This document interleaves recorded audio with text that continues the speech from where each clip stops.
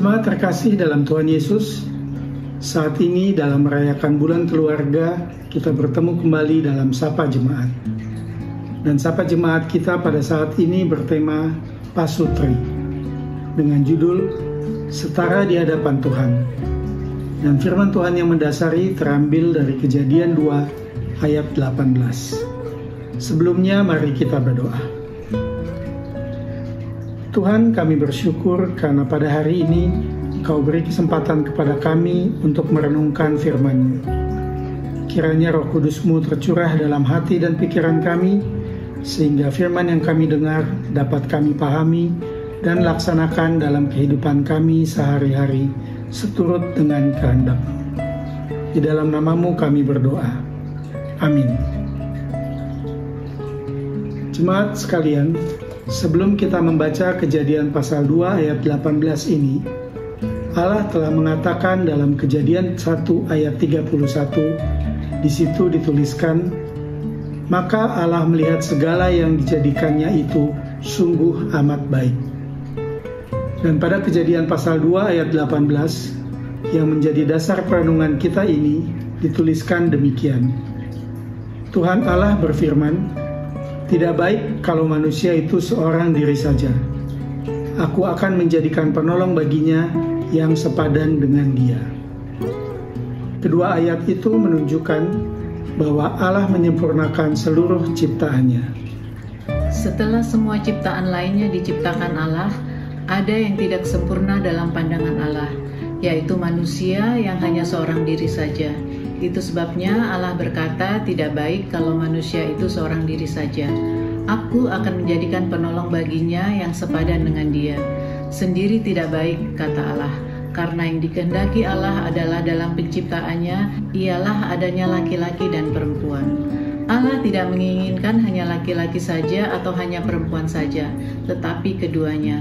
Karena dalam rancangan Allah, laki-laki membutuhkan perempuan dan perempuan membutuhkan laki-laki. Keduanya harus bersama-sama. Kesetaraan itu semakin ditekankan, semakin diperjelas dalam keinginan Allah kepada laki-laki dan perempuan dalam praktek hidup, yaitu menjadikan penolong baginya yang sepadan dengan dia.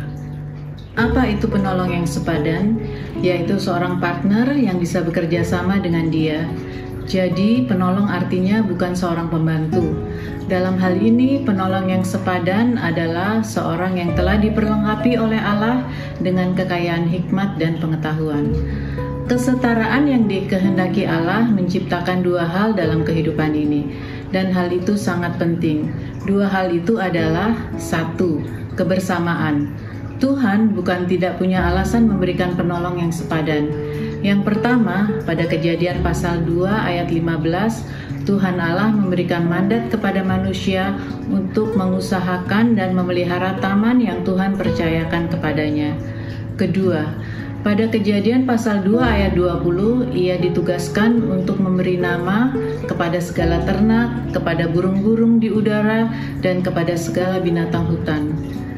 Untuk menjalankan mandat dan tugas tersebut, manusia tidak dapat melakukannya seorang diri.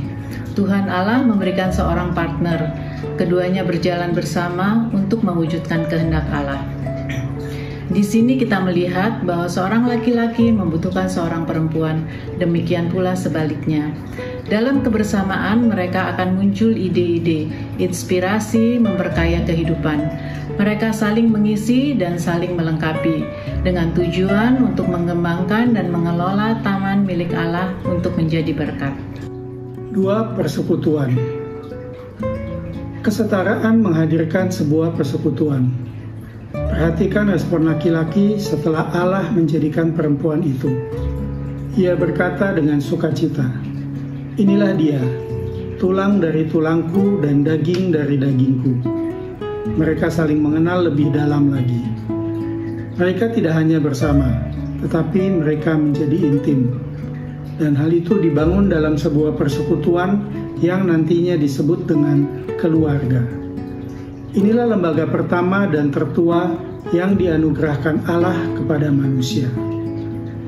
Jadi, persekutuan adalah sebuah fondasi kehidupan yang tangguh dan kokoh, yang harus dijaga dan dipelihara oleh manusia, bahkan terus diwariskan. Persekutuan akan memberikan kekuatan yang selalu baru kepada manusia. Mengapa? Karena mereka tidak hanya saling melengkapi seperti dalam kebersamaan mereka, tetapi mereka menjadi intim, semakin kuat dan teguh dalam melaksanakan mandat Allah. Demikianlah sapa jemaat kita siang hari ini. Biarlah kehidupan kita semua sebagai pasutri yang diberkati Tuhan menjadi teladan baik bagi orang-orang di sekitar kita. Selamat menjalankan kehidupan kita dan Tuhan Yesus memberkati.